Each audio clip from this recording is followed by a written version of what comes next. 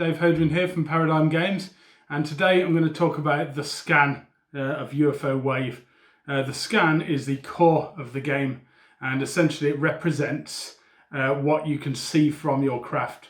As you probably know from previous videos, in UFO Wave you play as an alien species, and the scan represents the activities and humans and other things that are in the area around your craft that you can see and are yours for the picking. So the scan line is a line of 7 scan cards, and each turn, on your turn, you're going to be able to take one of the cards from the scan. There's lots of different decisions as to which cards you're going to choose off the scan, and today we're going to focus on that and take you through some of those decisions. So I've already laid out a scan line, and let's say this has come out at the start of the game and it happens to be your turn. In the game, in this particular example, I'm playing as the Greys. The Greys get an additional 2 bonus ET points for any activities they claim. And I've decided that my opponent in this particular game is the Nordics. They get +2 for crop circles. So we're going to be utilising those advantages as I make my decisions. So let's have a look at what we've got on our initial scan line. So first of all, destructive card. We can't claim this directly because it's an energy card. You have to claim that by taking an adjacent card. We've got a landing here, which is worth 4 ET points. A crop circle worth 3 ET points. So for me, that would be worth 3. But because the Nordic gets +2, if they took that, it'd be worth 5 for them. We've got a recon, which is 3 points. We've got a human there, a man in black. If you end up with that in your score pile at the end of the game, you lose 4 ET points, but there are different ways that you can get rid of that before the end of the game. And if I wanted to, I could lead that human to my opponent for my turn instead of taking an activity. We've got another energy card here. Again, that can't be claimed directly, but I could claim it if I lead that human or if I claim that activity. Lastly, we've got a harvest activity here worth 2 ET points. However, this one here is a positive energy, so it's going to be worth 1 more if I take that. So there's lots of different decisions to be made there. What do I take? If I go for this landing, then because it's next to this destructive energy card, I also need to take that, and that would lose me a card. That particular one means I've got to get rid of one of my plan cards. I would usually have a number of plan cards in the game. I haven't got those down for this because we're focusing on the scan. But I could do that. I could lose that card and take that landing worth a decent 4 points there. This crop circle here, for me it's only worth 3 points, but as I said, my opponent's Nordics, so for them it's worth 5. So that would lose them 5 points. So that's quite a good choice to be made, perhaps. I could take that recon. It's only worth 3, and also it's next to this man in black. Now, humans, they watch adjacent scan cards, adjacent activities. So if I were to take that, I would have to take the man in black as well, because he's currently guarding it.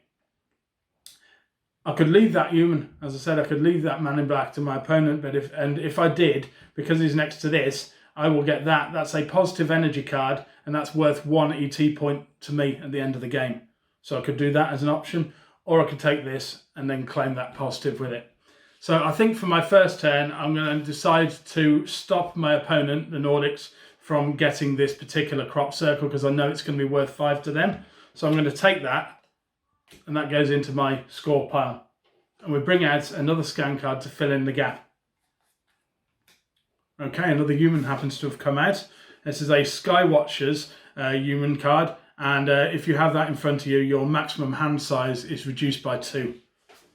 So this changes our decisions now, doesn't it? So let's say this was the scan line, and again, it's my turn. Obviously, it would usually go around your opponents all having a turn before it came back to you. But for the purpose of this demo, we're going to say it's our turn again. What decision are we going to make now? We've already talked about the destructive. Now, if I was to take that landing, it's worth 4 points. But now it's also next to this watching human. So if I was to take that landing, I would have to take that destructive energy, losing me a card, and I would also have to take that human. And then the Skywatchers would start watching me. My maximum hand size would be reduced. So probably not a very good idea there. This recon's even worse. If I was to take that recon, both of those humans, there's one either side, they would both start watching me. I could leave that Skywatchers to my opponent as an option. I could leave this man in black, and as I say, I would get that along with it, so it might be a good decision at this point. Or I could take the harvest with the positive on. I think what I'm going to do is I'm going to play it nice and safe, and I'm going to take that harvest. Now, because it's next to this energy, I'll get both of those, and they go into my score pile. There's 2 gaps on the scan now, so we bring out 2 additional cards. Okay, so what we've got now in its place is an abduction. Now that's my particular favoured activity. So if I was to get that, I'll get 4 + 2, 6 ET points. So that's quite a good decision. We've already discussed what's going on this side of the scan this turn.